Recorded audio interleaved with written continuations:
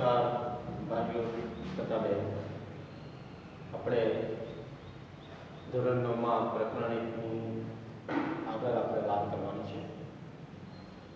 અગાઉ આપણે પ્લાસીનું યુદ્ધ ઈસવી 1757માં સિરાજુદ્દૌલા અને અંગ્રેજો વચ્ચે થયું હતું, જેમાં સિરાજુદ્દૌલાની હાર થઈ હતી. ત્યાર પછી આપણે બક્સરના યુદ્ધ વિશે વાત કરી 1764માં,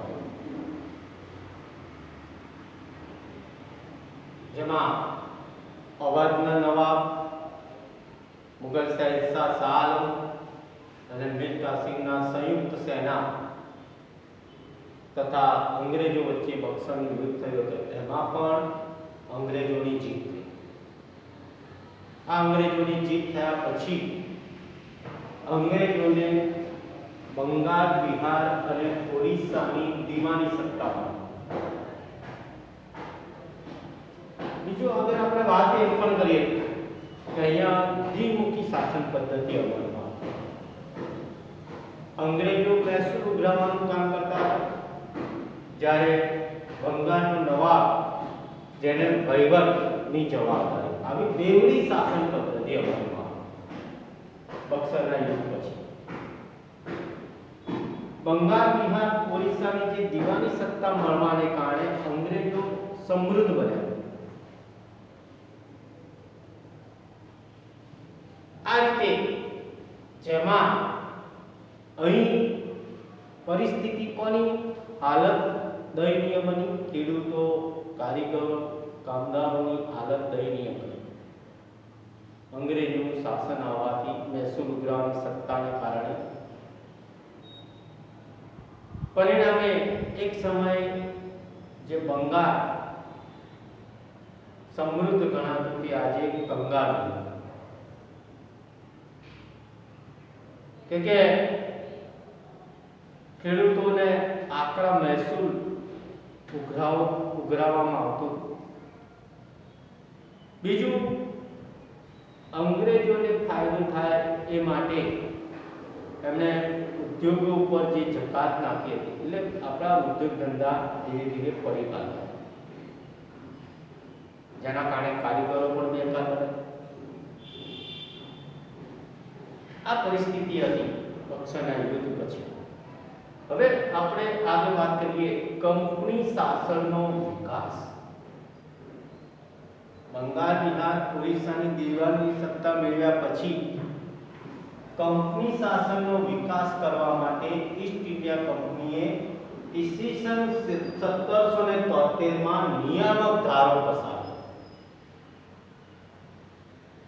નિયામક ધારો આ એક પ્રકારનો એવો કાયદો કે અંગ્રેજોના વેપારી મથકો 3 જગ્યાએ હતા: મુંબઈ, ચેન્નઈ અને કોલકાતા. બોમ્બે, ચેન્નઈ એટલે એ સમયનું સેન્ટ જ્યોર્જ અને કોલકાતા એટલે ફોર્ટ વિલિયમ. હવે ત્રણેયના ગવર્નર જુદા જુદા હતા. મુંબઈનો ગવર્નર જુદો, સેન્ટ જ્યોર્જ એટલે કે ચેન્નઈનો ગવર્નર જુદો, ફોર્ટ વિલિયમ એટલે કે કોલકાતાનો ગવર્નર જુદો. એટલે અહીં જે દરેક જગ્યાએ ગવર્નર અલગ હોવાને કારણે શાસન એટલે કઈ રીતે વધારી શકાય, એટલા માટે 1773માં કંપની શાસનનો વિસ્તાર વધે, એક જગ્યાએથી નિયમન થાય, એ હેતુથી જે બંગાળના ગવર્નરને, જે ફોર્ટ વિલિયમ, બંગાળના ગવર્નરને ગવર્નર જનરલ બનાવવામાં આવ્યો. બંગાળના ગવર્નર જનરલને ગવર્નર જનરલ બનાવી કંપનીના બંગાળના ગવર્નર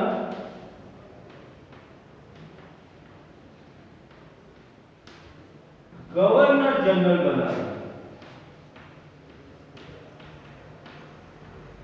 આ કાયદા પ્રમાણે આ કાયદા છે એક જગ્યાએથી ત્રણ મુંબઈ અને ચેન્નઈ એટલે કે સેન્ટ જ્યોર્જનું અને બંગાળનું એક જગ્યાએથી વહીવટ થાય એ હેતુથી આ નિયામક ધારો પસાર કર્યો.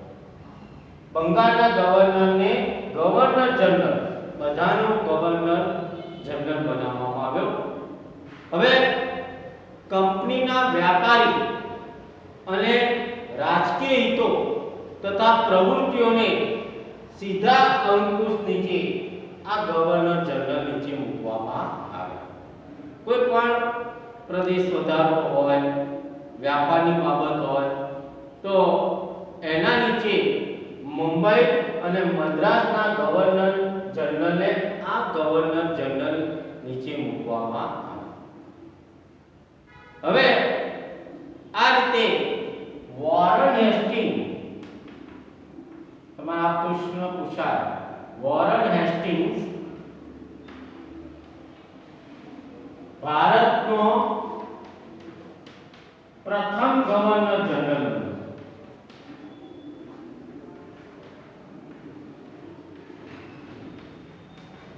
તમારા પૂછાય આપણો ભારતનો પ્રથમ ગવર્નર જનરલ કોણ? તો વોરન હેસ્ટિંગ ભારતનો પ્રથમ ગવર્નર જનરલ.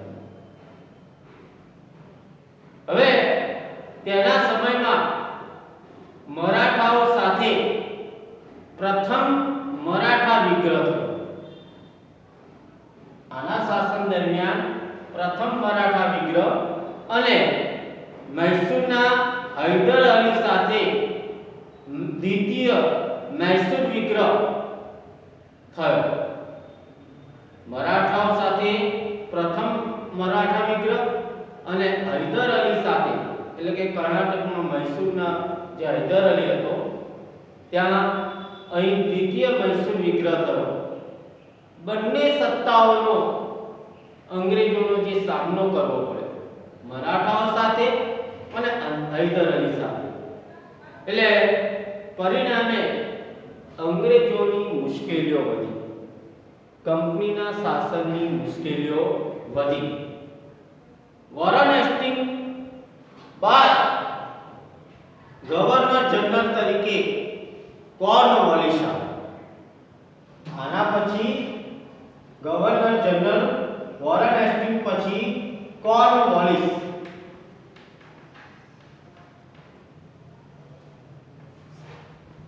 ગવર્નર જનરલ બન્યો. એના સમયમાં મૈસૂરના વાઘ તરીકે જાણીતા, આ પ્રશ્ન પૂછાય, મૈસૂરના વાઘ તરીકે જાણીતા ટીપુ સુલતાન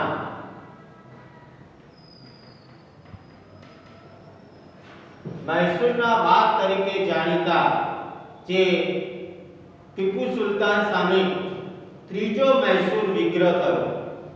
ટીપુ સુલતાનને હરાવવા અંગ્રેજોએ હૈદરાબાદના નિજામની મદદ લીધી.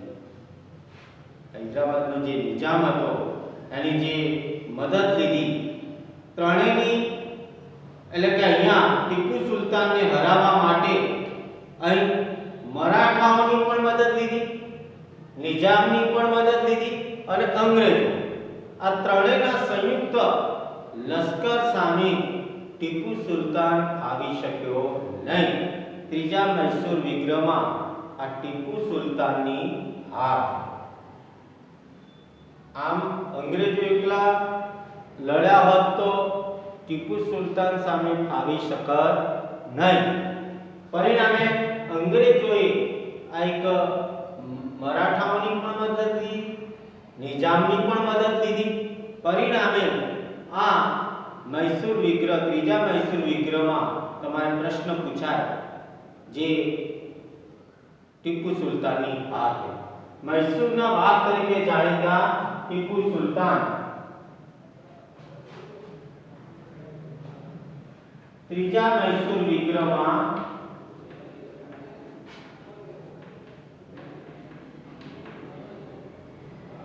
મરાઠાઓ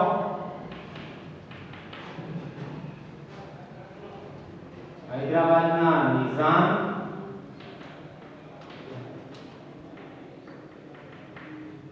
અને અંગ્રેજોના સંયુક્ત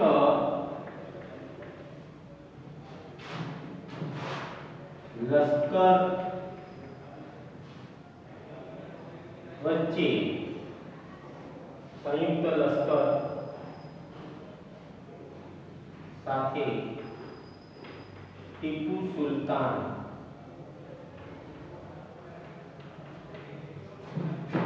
વચ્ચે યુદ્ધ થયું,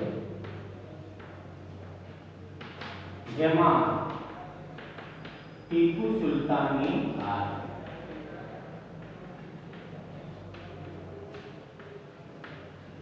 તમારે પ્રશ્ન પૂછાય ત્રીજો મૈસૂર વિગ્રહ કોની વચ્ચે થયો? તો ત્રીજો મૈસૂર વિગ્રહ મરાઠાઓ, હૈદરાબાદના નિઝામ અને અંગ્રેજોના સંયુક્ત લશ્કર અને ટીપુ સુલતાન વચ્ચે જે યુદ્ધ થયું, જેમાં ટીપુ સુલતાનની હાર થઈ અને છેવટે એને સંધિ સ્વીકારવી પડી, સમજૂતી કરવી પડી. આ રીતે ત્યાર પછી કોર્નવોલિસ બાદ સમજૂતી કરી ટીપુ સુલતાન સાથે. પરિણામે અહીં ટીપુ સુલતાનનો જે પ્રદેશ હતા, કેટલાક પ્રદેશો અંગ્રેજોએ લઈ લીધા. એટલે કંપની શાસનનો અહીં વિસ્તારમાં શું થયો? વધારો. હવે કોર્નવોલિસ પછી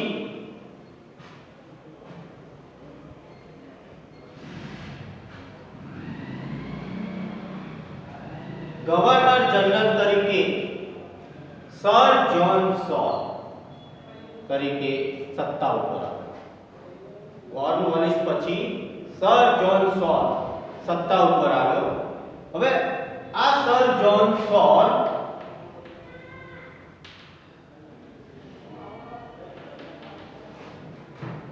જેણે તટસ્થતાની નીતિ અપનાવી.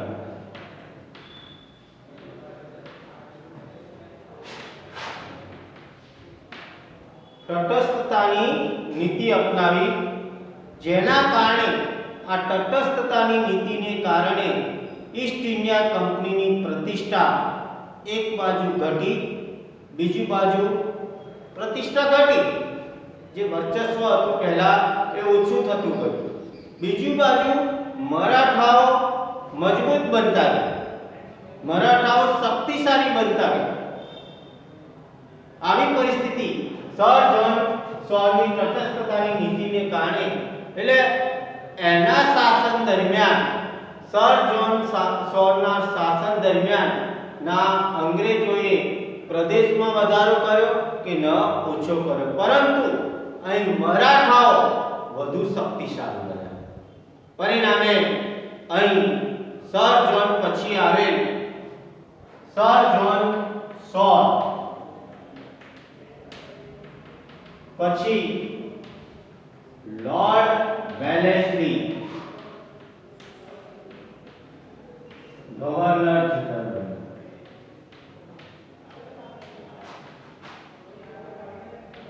કોણ બન્યું?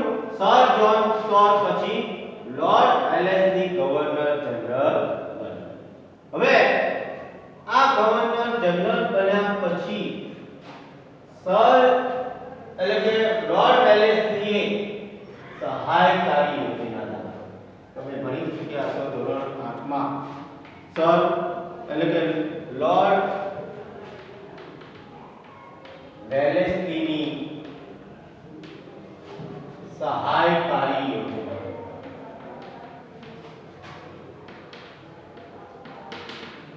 લોર્ડ વેલેસ્લીની સહાયકારી યોજના આ નવી નીતિ દાખલ કરી, કે સર જ્હોન સોર ની તટસ્થતાની નીતિને કારણે કંપનીની જે પ્રતિષ્ઠા હતી એ ઘટી ગઈ.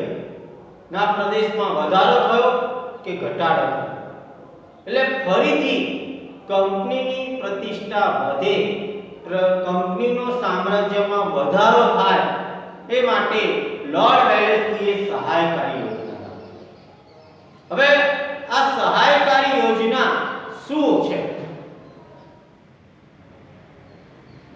જે પણ રાજા આ સહાયકારી યોજનાનો સ્વીકાર કરે તેની શરતો નક્કી કરવામાં આવી હતી પેલેસ્ટ્રીના શરત મુજબ સહાય કરવી સહાયકારી યોજનાનો અર્થ થાય છે સહાય કરવી અંગ્રેજોએ આ એક નવી નીતિ અપનાવી કે કઈ રીતે સામ્રાજ્યમાં વધારો થાય હવે અહીં આ સહાયકારી યોજનાની શરતો કેવી હતી અને જેના દ્વારા પ્રદેશોમાં વધારો કર્યો સહાયકારી યોજનાની શરતો કે એક તો કંપની સરકાર ઈસ્ટ ઇન્ડિયા કંપની સરકાર તાલીમ પામેલું સૈન્ય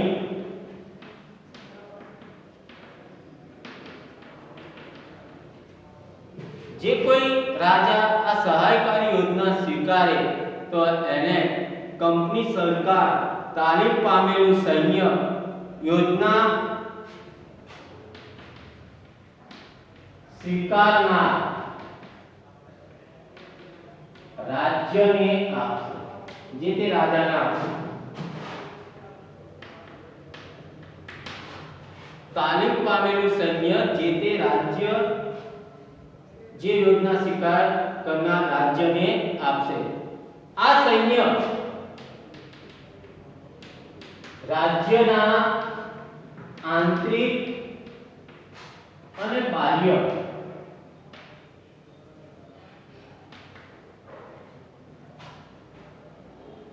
આંતરિક અને બાહ્ય મુકાબલો કરશે સામનો કરશે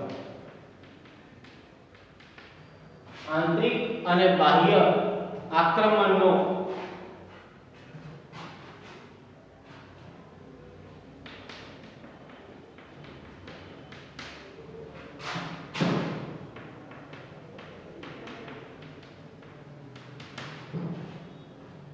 કંપની સરકાર તાલીમ પામેલું સૈન્ય આપશે જે આ યોજના સ્વીકાર કરનાર રાજાને આપશે હવે આ સૈન્ય રાજ્યના આંતરિક કે જે તે રાજ્યના આંતરિક પ્રશ્ન આંતરિક ઝઘડાઓ થયા હોય અંદરો અંદર લડતા હોય તો એને દાબી દેવા અંગ્રેજ સરકાર જે એનું સૈન્ય એ મદદ કરશે કે ત્યાં ને ત્યાં આ સૈન્ય રહેશે બાહ્ય આક્રમણ કોઈ બહારની સત્તા જો આક્રમણ કરે તો એનો સામનો કરવા એનો રક્ષણ કરવાની જવાબદારી કોની રહેશે અંગ્રેજોના સૈન્યની આવી શરત એટલે આ એક નબળાઈ કહેવાય આપણા રાજાઓની કે પોતે રાજા હોવા છતાં પોતે કેમ પોતે પોતાના રાજ્યનું કેમ રક્ષણ ન કરી શકે અંગ્રેજોની મદદ લીધી પણ આપણા રાજાઓ કેવા હતા કે હોય ને પૈસા આપી દઈશું કે આ મફત તો સેવા નહોતા આપતા સૈન્યના બદલામાં એમને કેટલાક રકમ ચૂકવવી પડતી હતી રકમ ના ચૂકવો તો પ્રદેશો અપાવો હવે બીજી શરત એ હતી કે આ યોજના તેના બદલામાં આ યોજના સ્વીકારનાર આ જે યોજના સ્વીકારનાર જે રાજાઓને લશ્કરી ખર્ચ આપવો પડે લશ્કરી ખર્ચ અથવા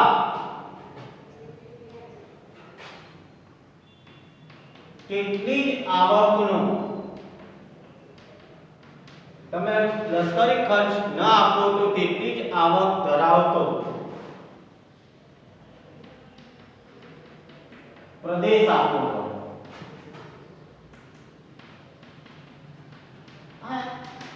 શરતમાં કે તેના બદલામાં આ યોજના સ્વીકારનાર રાજાઓને લશ્કરી ખર્ચ આ આક્રમણને રોકવા માટે જે રાજાઓને લશ્કરી ખર્ચ આપી શકો તો એનો આવકનો ધરાવતો સારો સમૃદ્ધ પ્રદેશ આપવો પડતો હવે ત્રીજી બાબત, કંપનીની પરવાનગી વિના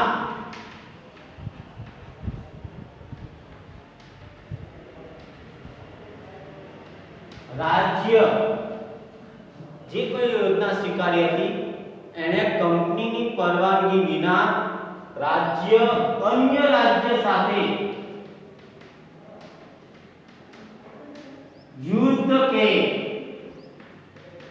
સમજૂતી કરી શકશે નહીં.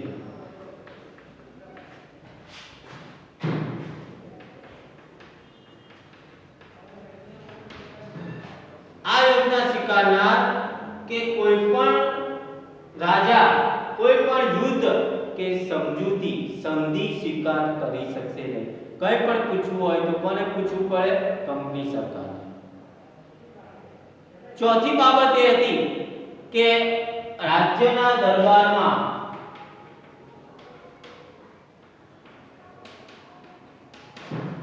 એક અંગ્રેજ પ્રતિનિધિ રાખવો.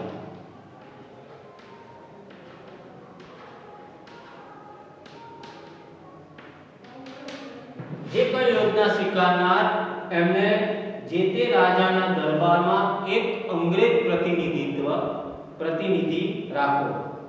બીજું, અન્ય વિદેશી ને પોતાના રાજ્યમાં નોકરીએ રાખવો નહીં, કોઈ બીજી પ્રજાને નોકરીમાં રાખવો નહીં. આવી શરતો લોર્ડ વેલેસ્લીની સહાયકારી યોજના પ્રમાણે હતી. આ રીતે સહાયકારી યોજના નો જે કેટલાક રાજાઓએ શરતોનો સ્વીકાર કર્યો, કયા કયા પ્રદેશો હતા, કયા કયા રાજાઓ હતા, એની હું વાત કરું કે આ યોજના સ્વીકારનાર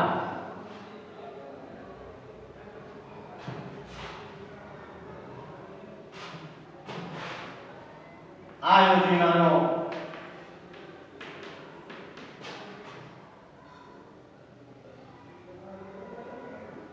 યોજનાને સ્વીકારનાર નિઝામ, ગાયકવાડ, હોલકર,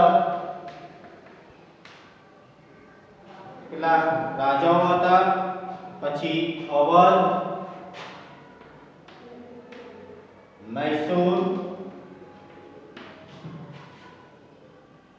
સિંધિયા मध्य प्रदेश में, भोसले, निजामे आ योजना स्वीकार करी. गायकवाड़े वडोदराना, होलकर अवधना नवाबे, मैसूरे पण आ योजनानो स्वीकार करवो पड्यो. सिंधियाए अने भोसले पण जेवा राजाओए आ योजनानो स्वीकार कर्यो. आम तो आ योजना જોવા જઈએ તો મીઠી ઝેર સમાન હતી. આ યોજનાનો અમલ કરી વેલેસ્લીએ ઘણા પ્રદેશો ઈસ્ટ ઇન્ડિયા કંપનીમાં જોડી દીધા. સામ્રાજ્યમાં વધારો કર્યો. જે લશ્કરી ખર્ચ ન આપી શકે તો એને પ્રદેશો લઈ લેતા હતા. હવે અહીં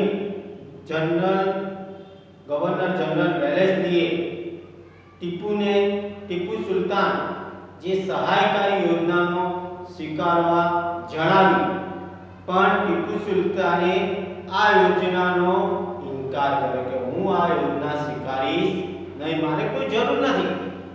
અને આ યોજનાને સ્વીકારી નહીં. એટલે અહીં જેવો જે ઇનકાર કરતા કંપનીએ ઈસ્ટ ઇન્ડિયા કંપનીએ એટલે કે અંગ્રેજોએ નિજામનો સાથ મેળવી મૈસૂર ઉપર 1799 માં જે યુદ્ધ કર્યું, આક્રમણ કર્યું, આ ચોથા મૈસૂર વિગ્રહમાં ટીપુ સુલતાનને અંગ્રેજો સાથે લડતા લડતા મૃત્યુ થઈ ગયું. આ રીતે વેલેસ્લીની સહાયકારી યોજના હતી. હવે આગળનો મુદ્દો અગાઉના તાસમાં આપણે વાત કરીશું. આ પ્રશ્ન મહત્વનો છે. લોર્ડ વેલેસ્લીની સહાયકારી યોજનાની કઈ શરતો હતી? ખાસ પ્રશ્ન પૂછાય. કેમ દાખલ કરી એનો પણ પ્રશ્ન પૂછાય. આ રીતે આપણે આગળ પછી વાત કરીશું. Thank you.